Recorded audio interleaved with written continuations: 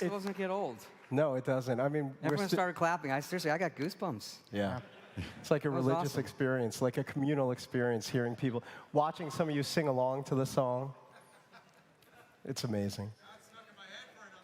Yeah. Stuck in our heads forever. So let's get started. I'd like to introduce the team here, starting with Development Director Chris Meyer, who also happens to be a local or extended local. You're right down the road in Austin. Austin, Texas. I've been there since '95, so it's a great city, Austin. Project leader Jeff Gardner.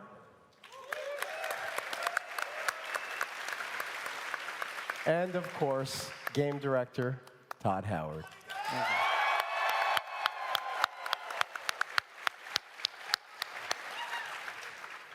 So, and Gary.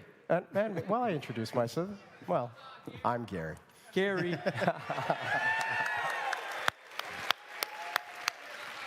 I promise tough questions, and they'll come, but let's start with an easy one, or what should be an easy one. Todd, what exactly is Fallout 76? That's a good question. I mean, the short answer is, I think people know, Fallout 76 is an open-world RPG set in the Fallout universe that has a lot of systemic and survival qualities. And the big difference with other games or games that we've done, are that every character you see is a real human that is playing the game, and that creates some really exciting scenarios that we never can anticipate. You used the word systemic. And we've got Chris here, who worked on one of the granddaddies of all systemic online games, Ultima Online. And now you're working on Fallout 76. Tell us about your journey to work on this game, but also your excitement, your experience, and what you're bringing to Fallout 76 in terms of that kind of systemic online game. Ultima Online is the reason I'm in the industry. It was the first game I worked on and how I cut my teeth working on sandbox games with lots and lots of players. So it is a dream come true to sort of bring that experience to the Fallout universe, which is a beloved franchise for me personally. And what do you do? So Jeff, what do you do hour to hour, minute to minute in the game? I mean, people know what a Fallout game is and what you do in a Fallout game. Is it similar here? Do you have quests? Do you have activities? What goes on? You have quests, tons of systemic activities. I mean, it's very similar to the Fallout you know and love. The major difference is, obviously, as you've heard, it's online. And there's a lot of tension created with other characters. Are they friendly? Are they foes? We really dug into the survival elements and the crafting elements of the game, the workshop and camp elements. So we really hope it's really like a place that once you're in it, you're sucked in for hours. We find at work, like, we're just sucked, hours go by, and we're like, oh my God, I got work to do. And we're still playing the game, so it's wonderful. Yeah, it's great. Yeah, I think and people who come to the office and play it, at first they're like, this is the Fallout I know and love. So I think like 80% of it probably is the Fallout everyone is used to, and the other 20% is really different. And it's at times a little hard to explain, this is the flow and how it feels, because at one point it's comfortable, and the other side it's all new. Which brings me to another variation on that question. Is this the right game for Fallout fans? Well, I think so, but I don't really know. There are so many types of Fallout fans, right? You see everybody here, and there's so many things in our games, and some people love just the exploration, the character building, the stories, the combat, crafting, and so it has all of those things. Obviously, the thing it doesn't have are NPCs that are going to be specific characters that tell you a story that we've written. We love those things. We understand a lot of our fans love those things. And this one replaces that with the other players. They are the interesting NPCs, and hopefully, in a lot of ways, more interesting than what we may create on our own. So that part's very different. I can't say it's better or worse, but when you sit down and play it, it feels like a new Fallout game. But there's no one type of Fallout. And we've talked about this around the office a little bit, too. There's no one type of Fallout fan, is there? No, not at all. And if you look at the old games, you're coming from an isometric, more turn-based type thing to what today is it has more adventure elements in terms of exploring a world and what that means to feel like living in that world. And that's something that still is very important to us at the studio in terms of, for the time you're in it, it has to feel real, despite it being a video game and menu stuff like. Sure. And that's what sucks you in when we play it. It's reached the point in the office where really we don't want to stop playing it. It has a very slow burn, but you feel like I am this person in this world, and learning how to survive and learning how to conquer it. It's very rewarding. The other big question I have is, why now? Why is now the right time for an online Fallout? Well, we figured we wouldn't do it till we had done 70 more versions of Fallout, so we're right to 76. Figured we'd get to, I don't know there's a good answer for that. We had talked early on, we had, talked with Chris, who was down in Austin, the team there. We had some ideas of what multiplayer could look like. We started that during Fallout 4, really on paper. And Chris and some of the other folks in Austin actually started right when we were starting to finish Fallout 4 in 2015 to see, how it could feel, what it could look like, and it kind of grew from there. Yeah, it was great. It was taking a game that we love, Fallout 4, and then actually grabbing some network code from one of our sister studios, id. We're using the Quake 3 networking architecture, which is great, and then bringing it into the game. And then this one is for you, Jeff. You've got to herd many cats in your role. And now you've got these cats that are not just in Maryland, and not just in Montreal, and not just in Austin, but yesterday we announced that we have BGS Dallas as part of the family. So you've got a team spread across North America. Yeah. Great group. How are you not pulling your hair out? Well, I am pulling my hair out. But it's, it's amazing. There's so many talented people across these teams with great leadership, and this has been a learning curve for me too. It's my first online game, so without guys like Chris and Meyer who have done it for years, I'd really be lost at sea. It's an amazing experience to be able to go to Montreal and work with the folks who are doing all the graphics, and then back down to Austin, all these gameplay and network code experts. It's bringing this all together in a way that has been. It's been a 3-year project, right? So it's gone and gone and gone, and we've done this really quickly. We iterate really fast, and everyone is really good about communicating. And we fall short here and there, but we all have what's best in mind for the game is always our #1 thing, not ego. So we always focus on that goal, and we're so excited to share it with all of you. And for you, Chris, you recently joined, or relatively recently joined the BGS family. What's it like, the culture here, and how did you adapt to becoming part of the BGS family? Once I got over the awe of actually being a part of Bethesda Games franchise, they make franchises that I've loved forever, starting with Morrowind. But after that, adapting to their culture, they're a very iterative studio, which I like. I love that we play the game every day, sometimes all day, and keep making improvements every time we make a new build. And it's a great culture, a great thing to be a part of. I love working with all of these guys. That's great. So, you brought some new stuff, Todd. And to be honest with everyone out here, I only saw this stuff maybe an hour ago, so it's still fresh to me too. Stuff about the character progression, perks, and whatnot. Why don't you tell us what we're about to see? Look through the questions everybody has about the game. One of the big ones is, how does the character system work? Given that it's an online multiplayer game. So we have a bunch of stuff to show you all in the game, how the character system works.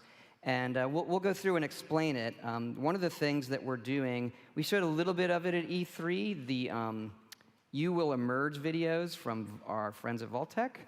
And so we've done these videos for several sections in the game, and we thought we would show you first here at QuakeCon the one that deals with perks. So we can roll it.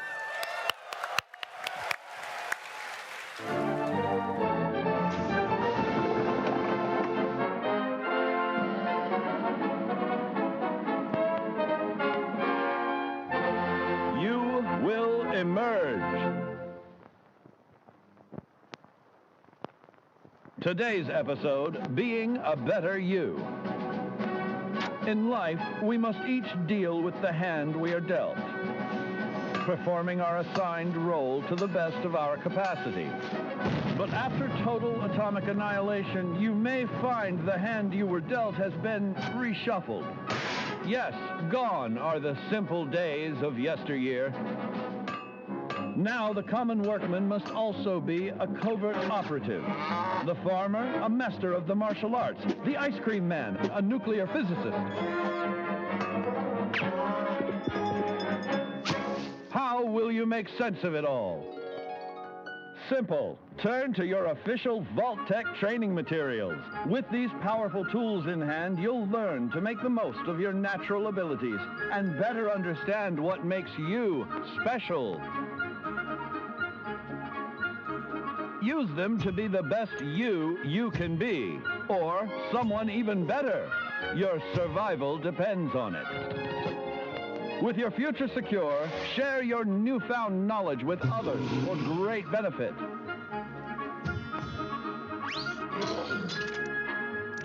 But remember, there's power in diversity.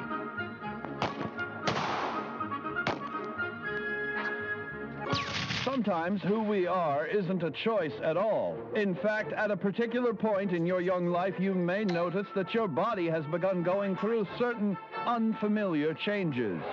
No, it's not puberty, it's mutation. Thanks to our old pal radiation, your DNA has become more interesting. See here? You've now gained the unique abilities of a marsupial in exchange for a mild neurological impairment. Now you've learned how to be a better you. You are completely prepared to achieve your full potential in the role of your choosing. As a hand-picked resident of Vault 76, it is your duty to carefully review your Vault-Tec-provided films yearly to fully prepare for the day when you will emerge.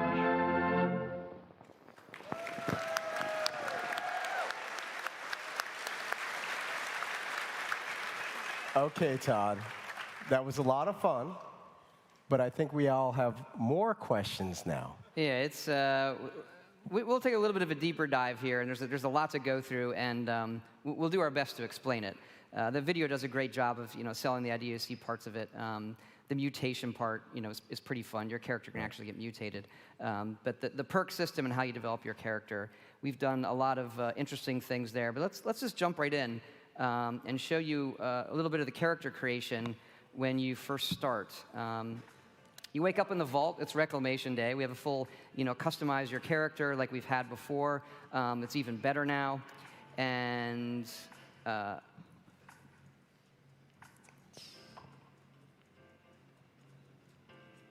let's go a little bit. You get to take your ID badge. We've added this photo mode in the game that's really, really cool. The photo mode allows you to change your field of view, zoom in, zoom out, and you'll see all the filters that are coming up. You can do this both here when you take your badge. It's like a training tutorial for it. And then you can do it anytime you want out in the wild with your friends, with dead enemies, with alive enemies. We have also added this to our load screen system. There's not a lot of loads in our game, but when you fast travel, there's a little one. And so any of the pictures you've taken there will pop up like a random deck along with our curated photos. This came out of a game jam. We do these game jams in the middle of projects to see what new features we want to try to add in, and this was one of our favorite ones. Yeah, it turned out really, really great. And fun for socially shareable stuff too, even Exactly. offline. You Share could it, kind of with your friends. And so, again, you make your character as a whole host of it. You can take pictures where you want. You can also, anytime in the game, change how your character looks. Because you're going to play a character for a long time, and you can swap out, change your sex, anything, your hair, everything, just so that you don't feel like, well, I don't like how I picked in the very first second what I look like. Really, really cool feature. Next, we'll show you stepping out of the vault and the first level up, and kind of dig into that some.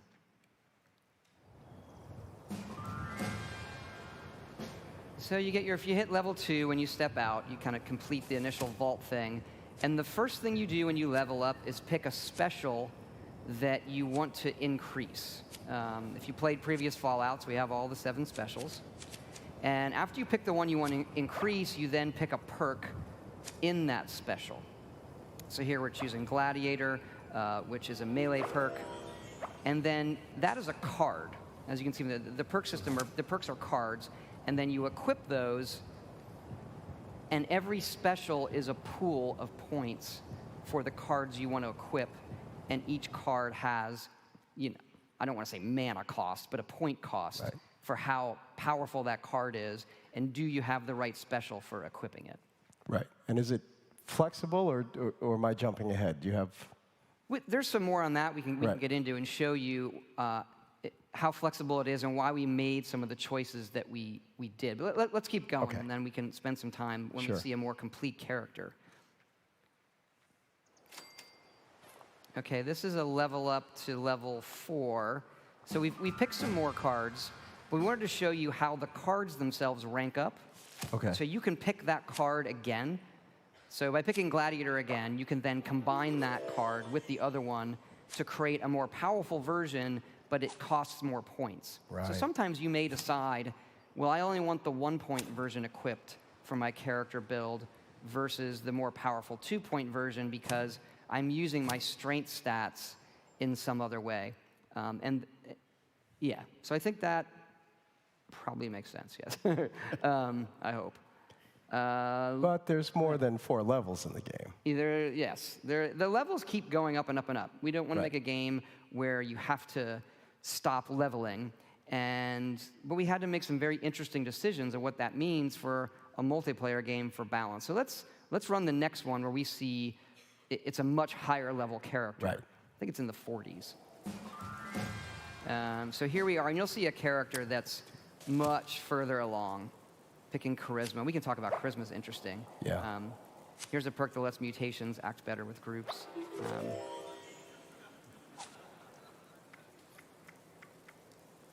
And so you can pick any perk that you meet the requirements for when you level up. There's no randomness there. And here's what it looks like with a character that's further along. We've upped the cap for each special to 15 from 10.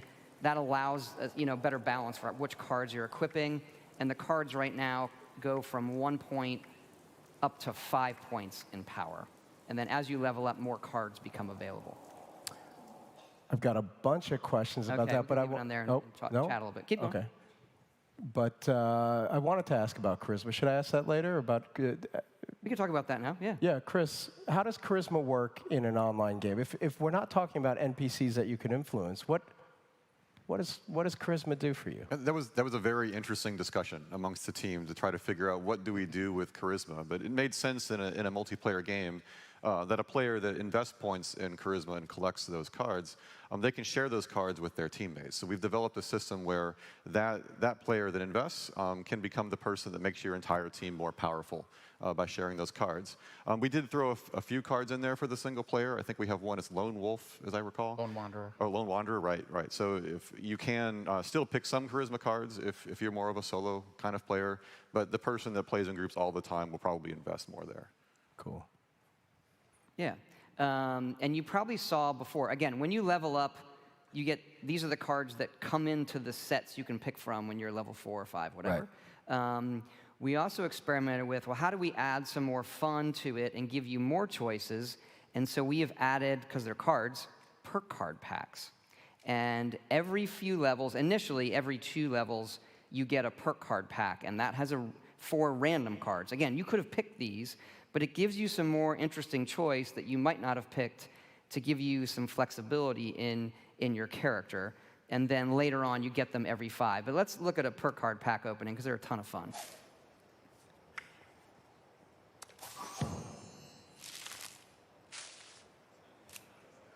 We do have gold. That one's great. We have gold cards that animate. Of course, you get a joke and a stick of gum. Nice. And the gum, actually, for fun, is a very slight. It reduces your hunger for a while if you chew the gum. Nice. And so they're a ton of fun. When you hit that level and you're like, oh, it's level 6. All right, I get a pack. You get to pick your regular perk and then also see like, okay, I got these other ones. Is there something I want to swap out? And that's something good to talk about is the swapping of the perks. Right, because you mentioned that the packs help you discover something you might not have known you wanted, but how flexible is the system, Jeff? Sorry, Gary. Go ahead. You can swap out perks anytime. Generally, again, to reiterate, when you level up, you pick a special. You get a point in that special, which is the pool of points that you can slot perks into. You also get to pick one perk per level. Generally, you'll pick the perk from the special you chose, but you can also pick other perks if you have available points. And then these are wild cards. So every 2 levels from level 1 to 10, and then every 5 levels after, you'll get one of those perk packs. And what they allow you to do is to experiment with some other builds and cards you might not normally have played. Remember, you do start with 1 point in each special, so you will have unused points from the beginning too, where you can try just slotting these in right off the bat. What we have found is that allows players to go, hey, what are these luck perks? And why do I really want to search containers for extra ammo? And as you play a survival game, you go, wow, getting extra ammo in containers is really valuable. And those, remember, you can also share those perks. So if you have perks to share ammo and you share that on your team, every member of the team can then find more ammo in containers. And these all rank up. So eventually you're getting like huge bonuses in the amount of ammo or food you're finding, or your carry weight's a big deal in this game. A lot of interesting back and forth with developers on how much you can carry or not.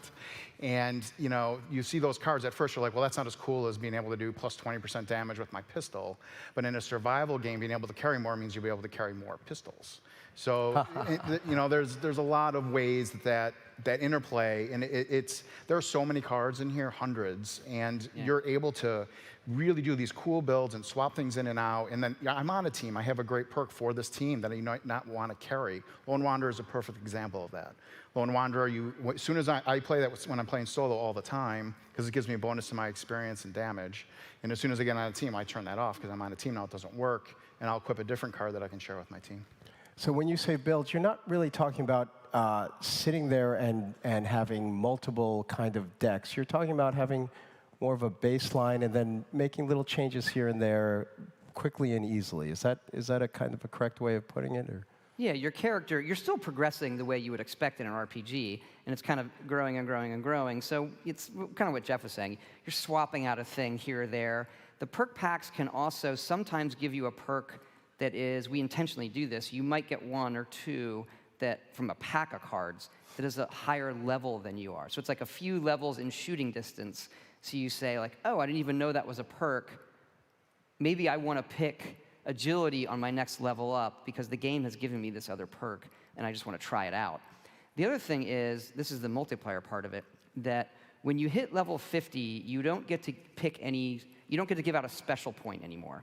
So that doling out strength and all that stops at level 50, but you still get to pick cards. So that gives us a continuing thing where, okay, I hit level 73, and I'm still like, you know what? I never got to pick that perk, because again, there's hundreds of them. I'll go pick that one. I want to try it out. So you're not, but we're still capping the power curve ramp that in our other games, like a Skyrim or a Fallout 4, just like your character keeps getting more and more and more and more powerful, and we knew we couldn't really have that in this one.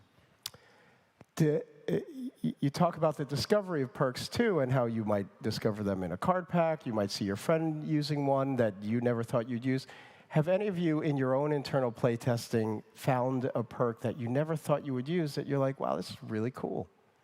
Chris? All the time. Yeah. Any recent examples? Well, I remember when I first started playing the game, I did exactly what Todd alluded to, or Jeff, where I've always picked the % damage perk. Because I'm thinking, okay, I just want to do more damage. As I played the game and discovered there's a lot of value in doing things like building up your camp, and doing a lot of exploration and gathering resources, I started to actually take perks I would have never picked in a single-player game to reduce the amount things weigh, so that I can actually carry more junk, so I can then bring that back to my camp. And I find that I'd swap that out a lot. Like if I'm playing by myself and doing more exploration, I tend to use those kinds of perks. But if I play in a group, we typically have some objective in mind. It's something we want to go and kill, and then I might swap some of those out for the more traditional damage perks. Yeah, Jeff, anything for you that emerged recently that you didn't think you would use, but now you're using? I can't think of anything particular. I did get one of those weird mutations the other day, though. They're a lot of fun, too. So I was playing, and all of a sudden, when you have a lot of rads is when you're susceptible to mutations, like in real life. And then I got a mutation called bird bone, but I didn't realize I'd gotten it, and all of a sudden I was over-equipped, which is always a frustrating experience in a game. And I'm like, why am I over-equipped? And I looked and I had this perk, and it let me jump extra high, but it lowered my strength. So again, like the way the dynamic systems work is incredible. And you can spend a lot of time in that perk menu, but remember, it is a live game, so make sure you're in a safe place. And then I have another question. Who gets to write the jokes in the gum wrappers? That is Emil Pagliarulo, or he does all of the jokes. Master of the memes. He's done that for us for a long Yeah. time. He wrote the arrow in the knee. That wasn't really a joke. What? It became a joke. It wasn't a joke. That poor guy. So Emil wrote all of those.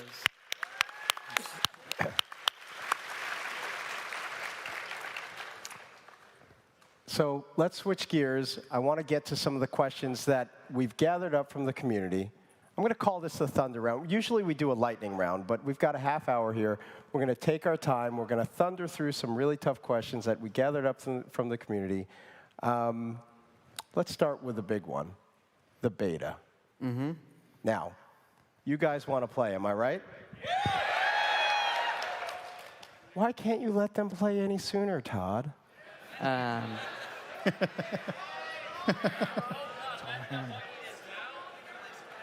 There's a lot of chatter. I'll pack up my stuff. Look, we want everybody to play it as soon as possible. We're playing it now. There's a lot we have to do, right? There's things that we know we need to change and fix before we get it in everybody's hands. And the other thing is, even though people are going to start playing the beta in October, this is a game that we're going to be constantly updating. So everybody's feedback is really, really important to us. The beta for us, this is an all-new thing, right? So we need to stress test a lot of systems. Right. And that's why we called it the Break It Early test application, because it's going to break. Oh, you're going to We're pretty sure of that. And get ready. And so it's really, we need to make sure we're ready for everybody comes in, it all crashes the first moment. See, I make it sound fun, right? It's going to be really fun. And then, making sure we're ready to fix that really, really fast. And so that we're in a good loop of, hey, here are the issues. Let's fix them and get everybody else in the game as soon as possible. I want to pick up on something you said, just to reinforce it. You mentioned that this is a live game. Of course, we're going to continue to work on it. Your feedback still matters. Because I know that was something that I think some of the community were concerned about. Yes, everybody wants to play it sooner than later, and I'm with you. But you will continue to work on this game, or you have plans to continue to work on this game and evolve it. It's not like it's finished and then you're going to take one little round of feedback. You have lots of thoughts and plans, and we don't want to get into the roadmap, but... Right. We do have kind of a roadmap in our heads, and this is a game that we think, with the community, is going to be a very different game a year after it's out, and 2 years after it's out, and 5 years after it's out. It's a game in 10 years, 50 years. We have big plans and what we can do with the game and with our community, and the beta is just really the first step. The first step. The next big one, PvP. I think everybody is excited, anxious, concerned, highly anticipating, nervous. You've talked about it a little bit here and there, but why don't you just take it from the top? How does it work? What's the deal with griefing? How are we going to be able to enjoy our Fallout game? Or how am I going to be able to screw up somebody else's Fallout game and get away with it? Or any variation on that. I'll just leave it to you to... This is why I don't go on Reddit. That's right. All right, we will do our best to sort of explain where we're coming from with PvP. We agree with those. Like, we have folks in the office, we have that debate, is it what is it? Where do we want the players kind of driving force? Is it a PvE world thing? Is it the other players? And for us, it is both. How can we do both? And so the first thing we'd say is that we want this element of danger. It sounds weird to say, without griefing, which is like, okay, those things are often in conflict. So right now, and you've seen it in some of the E3 videos, when you shoot somebody, you do a little bit of damage. You don't do full damage. It's like an invitation. It's like slapping somebody in a bar. Like, you want to fight? And like, that's annoying. And eventually, you're like, yeah, I think we're going to. And so you do little bits of damage. If you engage, then you're doing full damage. And there's a cap reward based on the player's level. So if the player's really high level, you're going to get more caps from them than if they're low level. If you want to, after each one of them dies, you can seek revenge which doubles the incentive. So if a guy kills you, and you're like, well, that was annoying. Then the game says, hey, if you want to seek revenge, I'm going to give you the double reward. It's like, okay, maybe I want to engage in that. And that's really, really fun. The issue is when you don't want to engage in it, right? Someone's coming up to you, and they're slapping you and slapping you and slapping you. And you're like, I really don't want to deal with this right now. We have a lot of ways you can get away from them, but we still like it where they do, if they keep going at it, they have the ability to kill you, which sounds terrible, right? It does. To be like, why would you do that? We like to turn that into a dramatic moment. So the player that kills somebody that didn't want to engage in it then becomes a wanted murderer. They get no reward.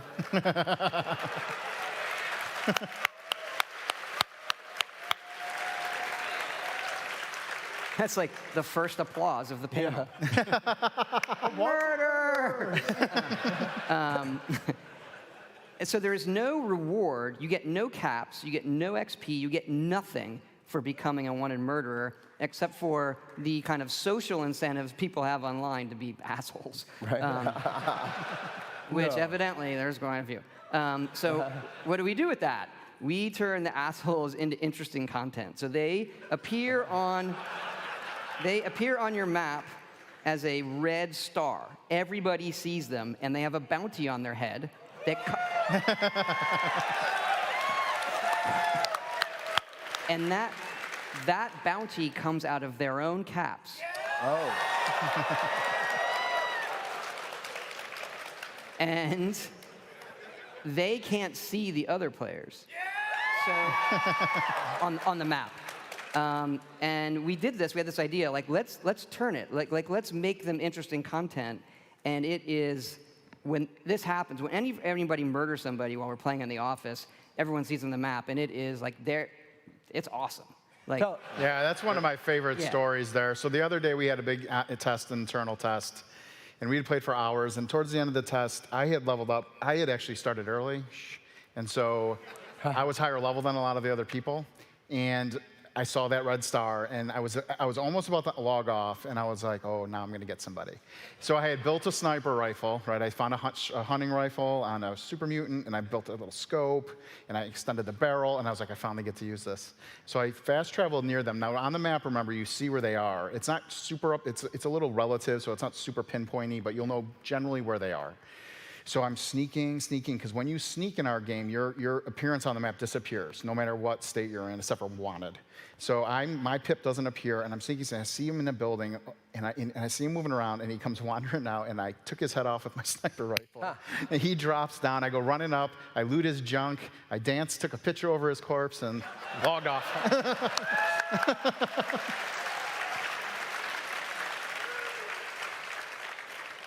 So what happens when you die, though? What happens when someone kills you? Like, Chris, why don't you jump in?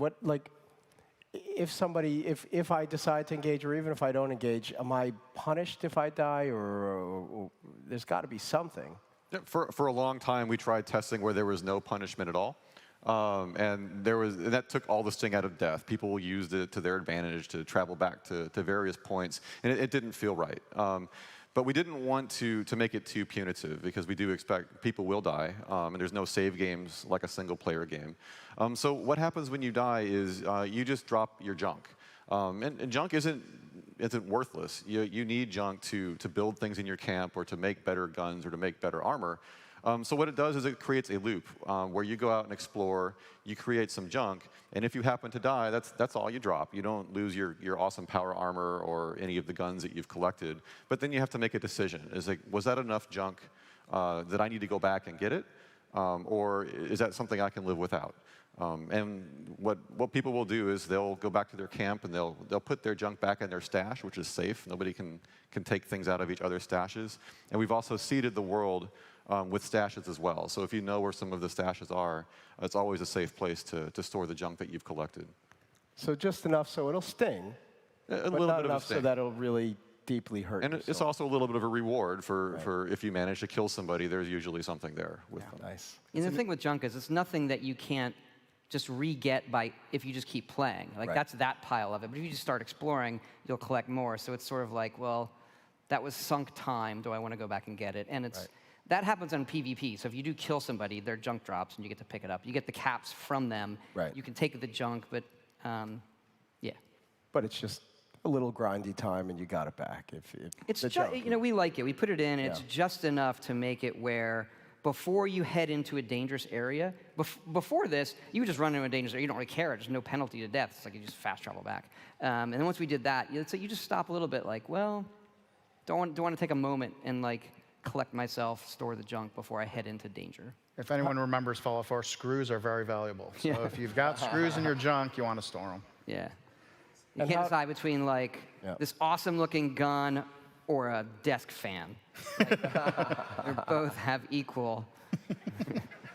How does respawning work, by the way? If you die in a dangerous area, but can you respawn anywhere? What goes on there? Respawning always takes. You can respawn anywhere you've unlocked, just like Fallout 4. You can fast travel wherever you'd like. The closest point to you is free, and the entrance to Vault 76 is free. Beyond that, you have to pay caps based on how far away it is from you. So if you decide you want to take that opportunity to go way far to a corner of the map, you're going to pay a small caps cost. You know, speaking of the vault, going back to PvP, it doesn't kick in until level 5. So that gets people into the game a little bit and understanding it before people start saying, hey, do you want to fight? Do you want to fight? Because otherwise, they'll just hang out. Everyone comes out of the vault. So you would just like set up your camp on all the turrets. That happened for a while. You're like, I'm really excited. I got the game. Remember, for people who have more questions on PvP and can already see some exploits that might not be fun, we do allow you to ignore and block players too. So you can actually, when you die, or at any time, honestly, but especially when you die, we have an option there for if you're just done with that, you can ignore them for that session. Then they can't see you on the map. They won't be able to still mess with you generally unless they can find you. But this is a very big game. It's very hard to find people unless you know exactly where they are. You can fast travel easily. We also are entering a pacifist flag, so your bullets won't do that slap to people. So you don't have to worry about I'm fighting something. Some idiot jumped in front of my bullets and tried to get me in PvP. We're allowing you to turn that off too. People were abusing that in the studio. Yeah. The pacifist flag. Well, no, they would wait till you go shoot a creature, and they would jump in front of the bullet. Right. We had our QA team. I asked the QA team, with several hundred people, during one of our sessions to be the biggest assholes they can one session. We got a lot of good notes out of that, of things we need to fix. QA knows how to play the game. Yeah, they know how to play.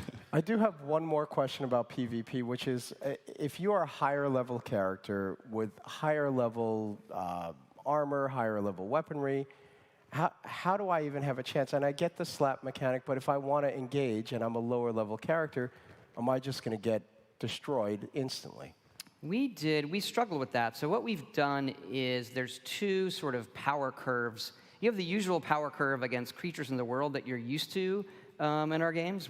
And then, so if you take a power curve from like low damage to high damage, in PvP we normalize it, okay? So just a knife is gonna come up in damage and the really powerful things are gonna come down. So they feel right, but the death in PvP is quicker, and it works the same for armor. So if you play other multiplayer games, the guy in power armor with a minigun is obviously gonna be harder. Right. But if you get the drop on him with a knife, it does kind of work. And it makes it more fun without it being, well, I have no chance whatsoever. Again, there's still a ramp there. It's just, normalized. Cool. Nukes. And you get the caps, all right? So that's the other thing is, Right. why do I want to go try to kill a level 100 person in power armor with when I'm low level? It's that my reward is going to be way higher. Excuse me. Yeah. Nukes. Very cool. It's a little feature. But what happens when we're nuked? I mean, we know that things happen. We know that the area gets irradiated. Things are destroyed. There's higher level loot, higher level enemies. But let's say I have a camp in that area. What happens to my camp? How soon can I rebuild it? Chris, why don't you jump in? Yeah, well, first of all, nukes are very cool. All right, they're one of the coolest things that happen in the game. But we don't want it to be overly burdensome to a player to lose all their stuff, so that we don't. When you nuke a camp, it does destroy the structures, but we've created something called a blueprint system, so that if you spend hours making a really cool house with lots of detail, you can blueprint that house. So it's very easy to replace it in the event that it gets destroyed by a nuke. It also makes it very easy to move your camp. So even if we're not talking about destruction with nukes, if you decide you want to relocate your camp to a different part of the map, and you can pack it all up, and you can put it somewhere. And of course, the terrain is going to be different, but because you've blueprinted your house, then you can usually find a way to jimmy it so that it looks good when you're replacing it. So it's very easy to get back to where you were. So the other thing with that is that the camp destruction part is really, it's easy to repair it if you want to leave it where it was, but we did the camp destruction exists. It's not really for like, hey, go blow someone's camp up. We realized when we put it in that is a griefing mechanic, is like someone wanders by and then you build a camp and you like imprison them. Now they have no way to get out. So they need an ability to damage the walls just to get out of the prison you have built for them. Right. So it has less to do with, hey, we want other players to come and blow them up. The camp is also good for PvP, where someone engages with you and you lure them back to your camp. There's Ashley Chang in the studio. You can build like musical instruments, and he built his camp, and he's sitting in the middle of a road playing a tuba. Huh. And he's on this platform, so burp, burp, burp, burp. And he had built all these turrets in the foliage you can't see. And everyone's just like, this guy in a tuba, like, and then the turrets go, and he's just like killing everybody. He's like, burp, burp, burp, the whole time. It's awesome. I forget where I was headed with that. I don't know. I don't know what the answer is. The camp right. intersecting with PvP stuff. Right. And the other thing with moving it around, that was key because the game's so big, you come out of the vault and you find a place where you're like, this is where I'm going to build my camp. And then you play like 4 more hours and you're like, I shouldn't, like this view, I like this place better. So people tend to put their camp down, and then as they progress through the map, they are finding new areas, and then they kind of settle in, like, okay, I really like this spot. So you move through the world, you meet friends, you're playing with others. How does communication work? Because I know that you've put a lot of thought into that, and that's even evolved a lot in recent days, months, weeks. It has. And this was in the E3 stuff where we had the emote wheel where you can emote, and we have the Vault Boy cartoon. It's really fun. We were big on communicating in a nice way with strangers. And we've had some successes there, but we have found that we weren't giving the other players, even if they were strangers, the ability to really be as interesting as we wanted. So now we're adding, we've had voice chat for your teammates, and now if you want to turn on your mic, we have voice chat for all of the strangers, which really lets them communicate, and it's a very, very different dynamic in the game. Yeah, area-based, so people around you will hear you talk. Yeah. And you can mute that, too. Any interesting chatter around the office in your own play tests? Any what? In your own play tests, any interesting There's chatter? always interesting chatter, and there's always cool photos that people are putting up from photo mode. I mean, it's a really fun game to play with people. I remember it was just a few weeks ago, I got to a point that was really hard, so I waited till lunchtime and then gathered a bunch of people. It's like, hey, you need to come help me with this part. So get a bunch of people logged in at lunch, and then we go and kill the super mutants. Cool. Let's talk about VATS. How exactly does VATS work? If it's an online game, it's more of a real-time, everything's happening in real time. How does VATS work? It's real time. We now, initially, you can't target body parts. That's a perk. Okay. Because it's real time, like getting all the parts at first is kind of hard. So we did it where you get the whole body, you get the percentage based on your perception, and it's incredibly, incredibly useful. And so we did that, and it plays really, really well. So we're happy with it. Yeah, it's not just useful to target and hit enemies, it's also to find them. Yeah. So you use that a lot to try to, I heard something shoot at me, where is it? Because obviously the game in certain areas is much more lush than our previous games, so things are very hidey. You don't know quite where they are. I mean, the thing I personally love about VATS, I'm not the most skilled Twitchy player, so it allowed me to become a much better player in a game like Fallout. I mean, is that something, so for those who want to engage in combat, does it still help them in the same way? It does. Because it's based on your perception, and perception starts at 1 now, right. it's not as useful out of the gate.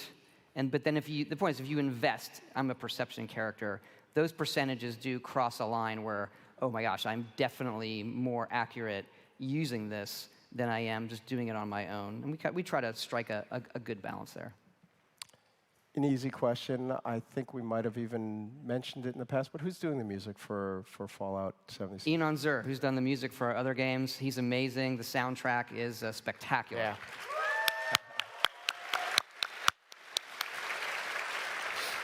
And we have a lot of licensed music as well. So we have more tracks than we've ever had in a Fallout game. So there are radio stations you can listen to. Something we've loved in the series, and it's always fun to go through and say, like, okay, what are the classic tracks we want to have? And then there is an unbelievable amount of just bizarre old 40s music. Like, Oh, yeah. there's some wacky stuff. And it's great for Fallout. So sometimes it's like, hey, what's the mood of this song? And then other ones are, hey, this is the song that has, this kind of, the slant on the lyrics as it appears in Fallout when it's post-apocalyptic, make it really fun. We know Fallout 76 is an online game. This question has come up a lot on places like Reddit. What about private servers? That is definitely something that we are doing. We're committed to it. Modding for us, it's not just having a private server, it's being able to mod it. So mods for us have really been, once our games come out, that's what our hardcore players play. And they're still playing, Skyrim and Fallout 4, two of the still most popular games in the world, and a lot of people are playing mods.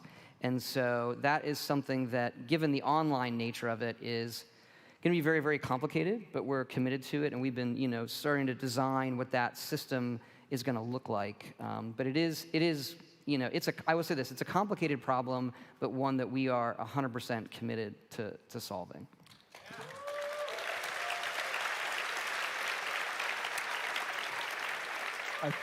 I think that wraps us up. I think we got through the questions we had. Any last words for the audience about Fallout 76, what you're excited about, what you want people to experience? I just can't wait to see all these people in the game. Yeah, absolutely. We can't wait to play with you guys. I would say really it's seeing everybody here and what our fans have meant to us. This is part of our excitement. Whenever we do a game, we try to make the game that we would really want to go out and buy ourselves. Mm-hmm. And this one is very, very different for us. We know it's different for our fans. But it's also the first game that we can really experience with them. And right. that part of it is really important to us. And I don't think people really understand how exciting that is for everybody at all the studios. Yeah. It's exciting for all of us. Thank you, Todd, Jeff, Chris. Thank you for being here. Thank you all for being here. Fallout 76 comes out November 14 on PlayStation 4, Xbox One, and PC.